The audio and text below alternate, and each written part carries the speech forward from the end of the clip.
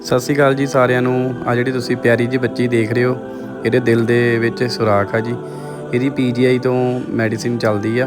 ਕੁਛ ਕੁ ਦਿਨ ਪਹਿਲਾਂ ਵੀਡੀਓ ਪਾਈ ਸੀ, ਸੋ ਵੀਡੀਓ ਦੇਖ ਕੇ ਇਹਦੀ ਹੈਲਪ ਲਈ ਅਰੁਣ ਕਾਲੀਆ ਹਰਿਆਣਾ ਤੋਂ ਅਤੇ ਉਹਨਾਂ ਦੇ ਫਰੈਂਡ ਨੇ ਹੈਲਪ ਭੇਜੀ ਆ। 15,000 ਰੁਪਇਆ ਬੱਚੇ ਨੂੰ ਦਿੱਤਾ।